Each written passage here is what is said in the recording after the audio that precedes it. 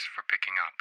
Before we get into the following presentation, I would like to say that my personal story in the preceding video was 100% true. I took a gamble to expose part of my personal life to the world, even when I've told myself that this channel will be anonymous. The audience reacted and rewarded me with thousands of views. Thank you. This episode is dedicated to Zacharia Kalin 1096, who suggested the idea and requested a follow-up video. Hopefully I didn't disappoint.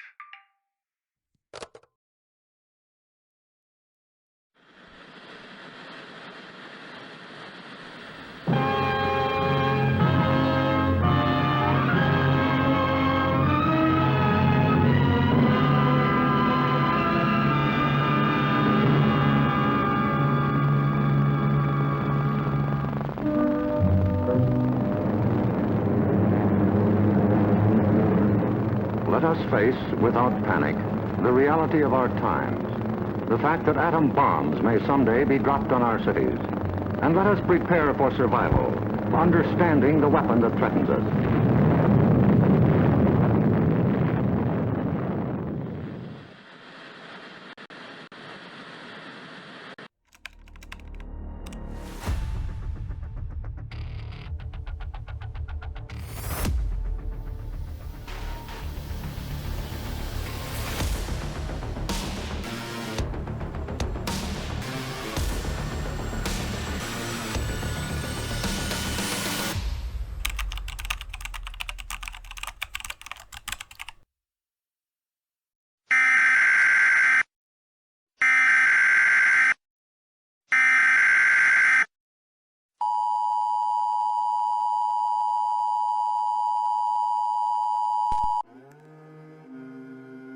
The world has witnessed the devastating potential of nuclear events, from the catastrophic bombings of Hiroshima and Nagasaki to the more recent events of Chernobyl and Fukushima. In the wake of such events, the specter of nuclear fallout looms ominously, casting shadows of uncertainty over the potential aftermath. Nuclear fallout, a deadly blend of radioactive particles and debris, can spread far beyond the site of detonation, leaving a trail of destruction and hazardous contamination in its wake. The impact of nuclear fallout is not confined to the immediate vicinity of the explosion. Its insidious reach can traverse continents, leaving irreversible consequences on the environment, health, and society.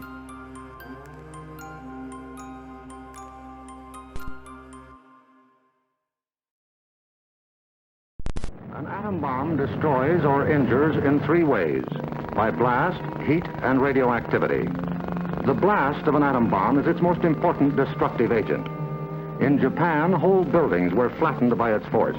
However, many buildings of sturdy construction, even though close to the explosion, remained standing. The principal dangers of blast are flying glass and debris, the fires it may start, and the danger of being crushed in collapsing buildings.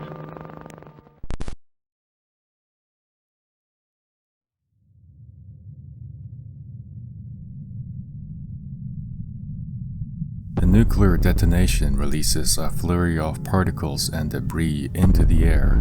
These particles contain a mix of dangerous elements and radioactive materials. The result? Nuclear fallout. A potentially deadly mix that can harm both living organisms and the environment. Nuclear fallout isn't just a bunch of random particles, it's a mixture of alpha, beta, and gamma radiation.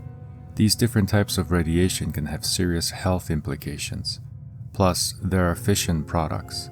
These are the leftovers from the nuclear explosion, and they're radioactive. Understanding this composition is crucial for grasping the fallout's impact. What determines how fallout spreads and how intense it becomes? Factors like the type of nuclear explosion and atmospheric conditions play a huge role. For instance, the way a detonation occurs, whether it's on the ground or high in the sky, affects how far and wide the fallout travels.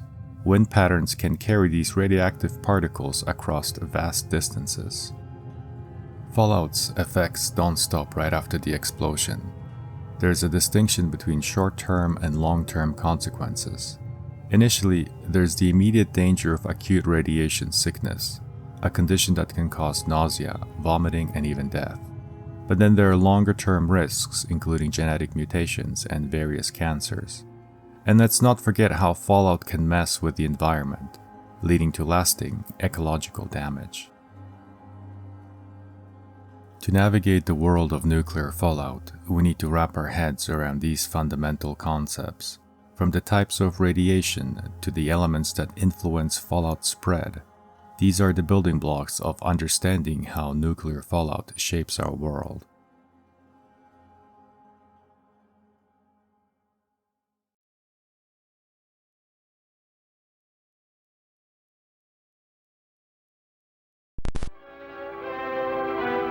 With the knowledge of the first atomic explosions to guide us, our chances for survival will be far better than those of the people of Hiroshima and Nagasaki, if we act on our knowledge and are prepared.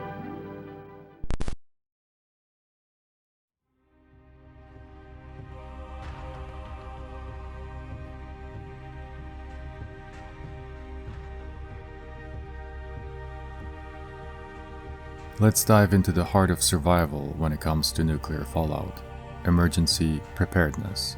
Picture this as your guide to staying safe in the midst of chaos. Imagine you're at home and suddenly news of a nuclear event hits. What's your next move? That's where the emergency family plan comes in.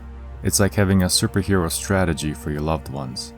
You'll need designated meeting points, clear communication methods, and everyone's roles figured out. Plus, you must compile a list of emergency contacts from your pool of relatives and friends. You will also need a survival supply kit. A disaster supplies kit is a must-have. Think of it as your local grocery store. You've got non-perishable food items and enough drinking water to keep everyone hydrated. Medications, first aid supplies, and personal hygiene items are all there. And don't forget flashlights, batteries, and portable chargers, because staying in the dark isn't an option. In a crisis, information is your ally. Imagine having a radio that gives you crucial updates. A battery-powered or hand-crank radio keeps you tuned in to emergency broadcasts. And don't forget about official communication channels which can pick up on your portable 4-watt two-way radio. Being in the know about government advisories and evacuation routes is like having a secret weapon against uncertainty. Emergency preparedness isn't just about having a plan. It's about having a strategy to keep yourself and your loved ones safe. From crafting a well-oiled family plan to creating a survival kit that's ready for action, these steps should give you an edge in facing the nuclear fallout. A key aspect of surviving nuclear fallout is shelter and protection. Think of it as creating your own fortress against the invisible enemy of radiation. Picture this: you're in the midst of a fallout scenario and you need to find a safe haven. That's where the shelter comes into play. Consider basements, storm cellars, designated fallout shelters, or any other place that is underground. These can offer protection from the hazardous fallout particles that are on the move.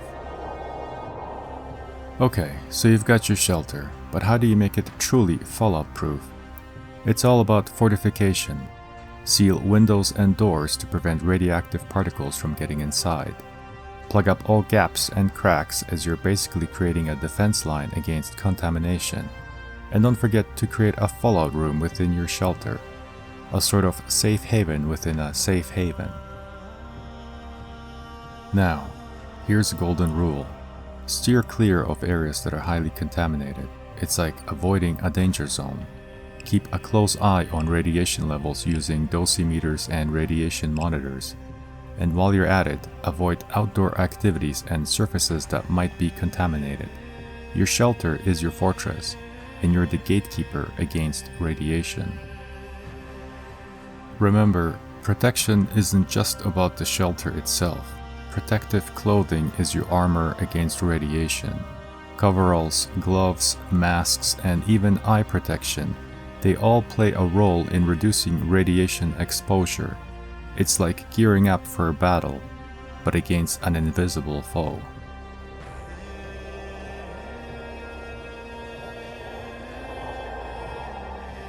Now, let's explore what happens when staying put isn't an option. The art of evacuation and traveling safely during nuclear fallout.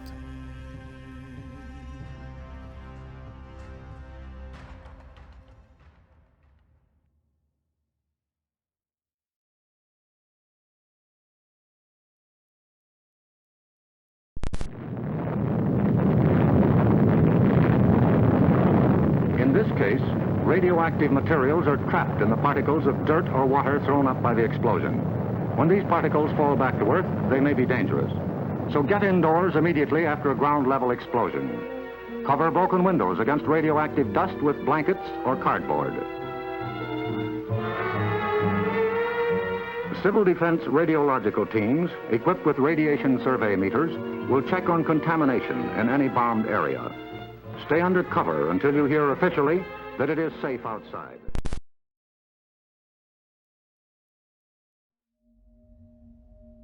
Imagine this scenario. Your shelter isn't as safe as it used to be, and you're faced with a tough decision.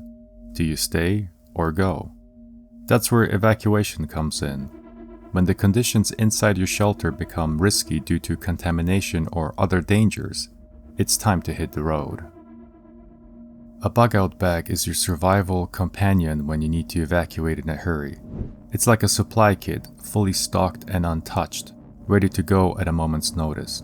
You may need more than one if you have multiple family members. Also, consider duplicating essential items in your bags in case you lose one. Inside, you'll have essentials like food, water, medication, personal documents, a multi-tool, first aid kit, and even emergency communication devices. Think of it as your lifeline when you're on the move. Optional items you should consider packing are cash, a knife, 100 foot of paracord, a tarp, emergency blankets, thread and needle, lighters, flint, compact water filter, N95 masks, gloves, goggles, duct tape, a solar charger, batteries, a paper copy of a survival manual, map and compass, and if you have them, a firearm and a Geiger counter. This is not an exhaustive list and you can add deduct as you like.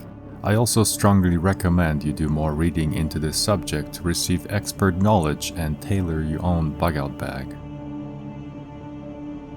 Alright, so you're out of the shelter and on the road, but where do you go? Picking safe routes is like plotting your journey through a minefield.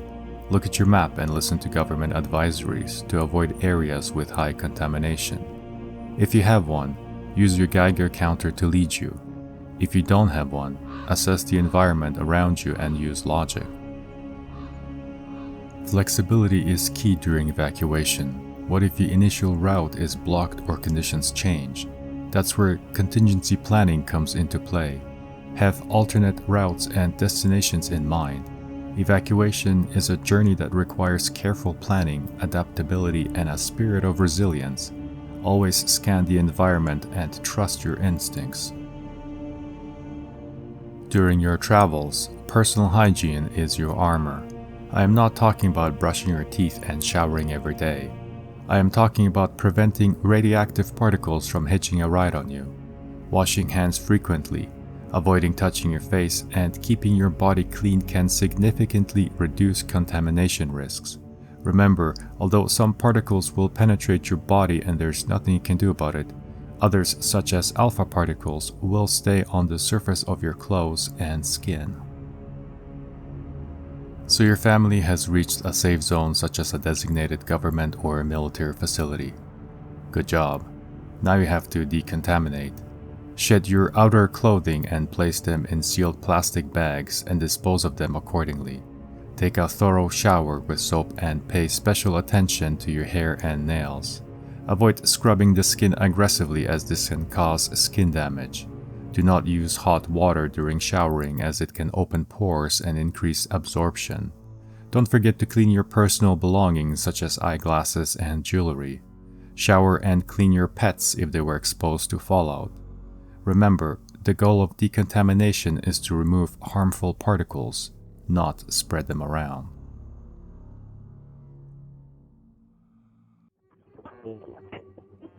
As we journey beyond the initial fallout, we step into a landscape that requires sustained efforts and resilience.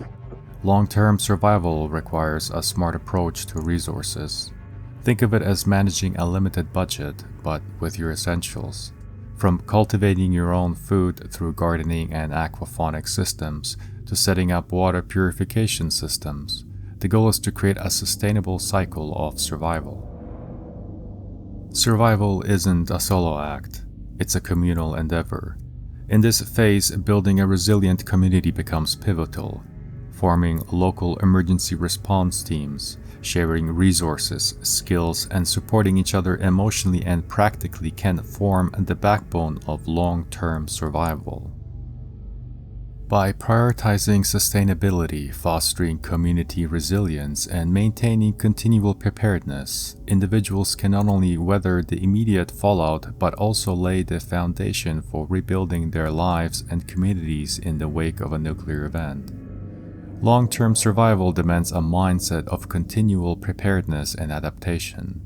Just like updating your wardrobe for changing seasons, you'll need to update your emergency plans and supplies as circumstances shift.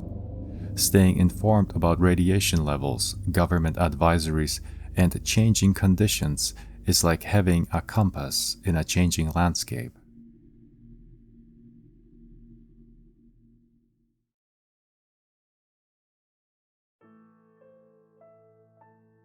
As you watch this video and are absorbing the basic information I am presenting, remember that survival isn't just about enduring challenges. It's about thriving despite them. The knowledge you have gained today empowers you to face the unforeseen with courage and strategic thinking. By embracing emergency preparedness, shelter fortification, safe travel practices, hygiene diligence, and the principles of long-term adaptability, you're not merely surviving, you are embodying the spirit of human resilience in the face of the most daunting challenges. In a world where uncertainty can cast a shadow, your preparedness shines as a beacon of hope and readiness. Stay vigilant, stay informed, and stay prepared, for in your hands lies the power to navigate the uncharted waters of nuclear fallout. Yes, the knowledge is ours, and preparation can mean survival for you. So act now. Someday your life may depend on it.